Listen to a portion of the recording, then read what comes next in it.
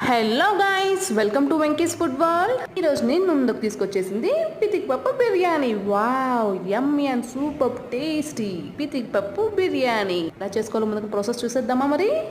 Veg పితిక్ పప్పు బిర్యానీ చాలా ఈజీగా టేస్టీగా చేసుకోవచ్చండి. చాలా అంటే చాలా తక్కువ టైంలో యమ్మీగా సూపర్గా ఉంటుంది పితిక్ పప్పు బిర్యానీ. ముందుగా పితిక్ పప్పుని ఈ విధంగా ఒలుచుకొని పక్కన పెట్టుకోవాలి. ఒకసారి నీట్గా వాష్ చేసుకోవాలన్నమాట పితిక్ పప్పుని. పితిక్ పప్పు బిర్యానీ అనేది సూపర్ అండ్ టేస్టీగా ఉంటుంది. తప్పకుండా మీరు కూడా ఈ విధంగా ట్రై చేయండి.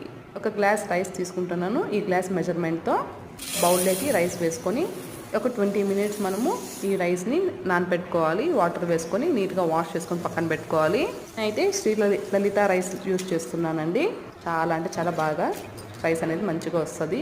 ఈ విధంగా మనము ఒక 20 మినిట్స్ పక్కన నానబెట్టుకున్న తర్వాత బిర్యానీ స్పైసెస్ అనమాట మనకి ఏమేమి కావాలి అని కుక్కర్ పెట్టుకొని ఒక 2 టేబుల్ స్పూన్స్ ఆయిల్ వేసుకోవాలి. ఆయిల్ హీట్ ఎక్కిన తర్వాత బిర్యానీ స్పైసెస్ ఇందులోకి వేసుకోవాలి.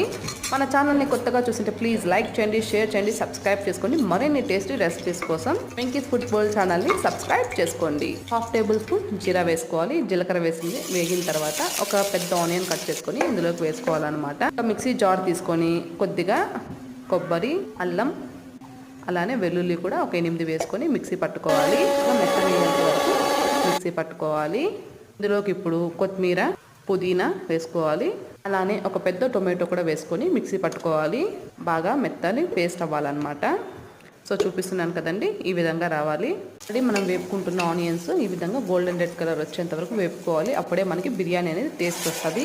మిక్సీ పట్టినది ఇందులోకి మనం వేసుకునేసి ఒక 7 నిమిషాల పాటు మనము లో ఫ్లేమ్లోనే బాగా వేపుకోవాలి, పచ్చివాసన పోయేంత వరకు. పితిక్ బిర్యానీ ట్రై చేయకపోతే ఖచ్చితంగా ట్రై చేయండి. చాలా అంటే చాలా టేస్టీగా ఉంటుంది. పచ్చివాసన పోయిన తర్వాత చిటికెడు పసుపు, గుంటూరు కారం 1 టేబుల్ స్పూన్ వేస్తున్నానండి. మీరు రుచికి తగినంత కారం వేసుకోండి. 1 టేబుల్ స్పూన్ ధనియాల పౌడర్ కూడా వేసుకోవాలి.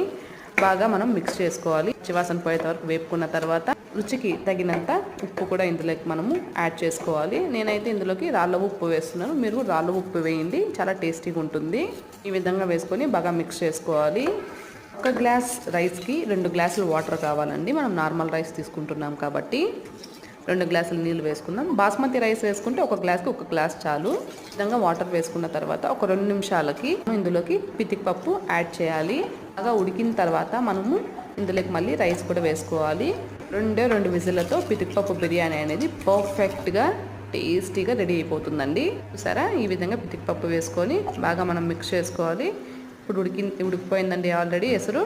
ఇప్పుడు మనం ఇందులోకి రైస్ యాడ్ చేసుకోవాలి. ఒక రెసిపీస్ ఎన్నో ఉన్నాయండి, తప్పకుండా ట్రై చేయండి. విజిల్స్ వస్తే బ్రహ్మాండమైన పితిక్ పప్పు బిర్యానీ రెడీ అయిపోయిందండి. డెలీషియస్ పితిక్ పప్పు బిర్యానీ రెడీ.